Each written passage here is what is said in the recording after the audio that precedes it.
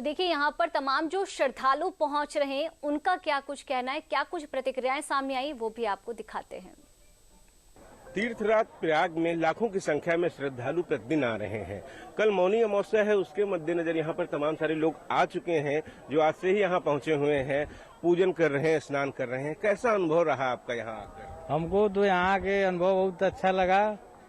यहाँ का जो व्यवस्था है सरकार की वो बहुत अच्छे तरीके से है, सब लोग सुरक्षित हैं, कोई दिक्कत किसी को नहीं हो रहा है। बहुत बढ़िया लगा सर, बहुत बढ़िया। यहाँ आने के बाद हम लोग लगा कि सब लोग रिलैक्स अपना जो है स्नान ध्यान सब लोग कर रहे हैं, कोई दिक्कत वाली बात नहीं। सुरक्षा की दृष्टि से सब व्यवस्था बहुत अच्छी सुचारू रूप से चल रही है और एकदम एक नंबर की है और सबको असावधानी नहीं हो रही किसी को, सब अपने हिसाब से अपना जो है ये कर रहे हैं। क्या कहेंगे, कैसा लगा आके यहाँ? बहुत ही अच्छा लग रहा है।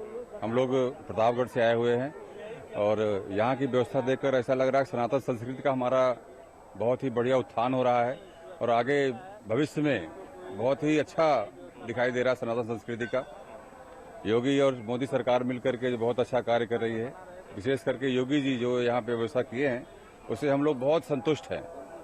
यहाँ पर सुरक्षा व्यवस्था, ट्रैफिक व्यवस्था और जल, बिजली, हर चीज की व्यवस्था बहुत ही उत्तम है। सभी लोग इस आस्था के महापर्व में आए हुए हैं, माघ मेला में आए हुए हैं, जो व्यवस्थाएं हैं उनकी तारीफ भी कर रहे हैं।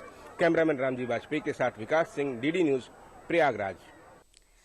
चलिए एक बार फिर से रुक कर लेते हैं विकास सिंह का, क्योंकि वहां पर प्रयागराज में वो मौजूद हैं। विकास सिंह जी, आपसे जानना चाहेंगे, वहां पर श्रद्धालु साधु संत कल्पवासी पहुंच रहे हैं और कहीं ना कहीं कह सकते हैं कि जो आस्था है वो मौसम पर भारी पड़ रही, इसी वजह से भारी तादाद में जो लोग हैं वहां पर पहुंच रहे हैं। इस लिहाज से वहां पर लोगों के खाने पीने को लेकर, स्वच्छता को लेकर और रहने को लेकर और मौसम पर को लेकर भी किस तरह से जो विशेष इंतजाम है वो प्रशासन की तरफ से किए गए हैं? देखिए, यहाँ आने वाले हर श्रद्धालुओं के लिए हर तरीके की व्यवस्था की गई है। यहाँ पर कल्पवासी रहते हैं जो यहीं पर रहते हैं लाखों की संख्या में गंगा के तट के किनारे, उनके विशेष टेंट यहाँ पर लगे होते हैं। और जो आपने खाने पीने की बात कही, यहाँ पर विशेष फूड कोर्ट बनाए गए हैं जगह जगह। इसके साथ साथ रोड साइड यहाँ पर भी फूड मिल रहा है और इसके साथ साथ तमाम सारे जगहों पर विशेष भंडारे मिल रहे हैं साधु संन्यासियों के आश्रम में, तमाम सारे आश्रमों में। जिसको जो चाहिए वो उसके लिए खाने को उपलब्ध है। यहाँ पर खाने पीने की यहाँ कोई दिक्कत नहीं है, हर तरीके के यहाँ पर चीजें उपलब्ध हैं, सात्विक चीजें हैं यहाँ पर। जब यहाँ पर ध्यान साधना स्नान करते हैं तो बिल्कुल उसी तरह का भोजन रहता है कि आपके अंदर सात्विक और अच्छे विचार हैं, इसलिए अच्छा खाना भी यहाँ पर व्यवस्था की गई है। उनके रहने के लिए रैन बसेरों की भी व्यवस्था की गई है, विशेष टेंट यहाँ पर है। और साथ साथ जो तमाम सारे लोग आते हैं, कई लोग बड़ी संख्या में अपने गुरु के यहाँ रहते हैं। गुरु परंपरा का भी यहाँ पर काफी ज्यादा देखा जाता है, क्योंकि बड़ी संख्या में जितने भी यहाँ पर श्रद्धालु आते हैं कल्पवासी, उनके विशेष पंडित पुजारी रहते हैं, उन्हीं के यहाँ वो रुकते हैं और उनके यहाँ हम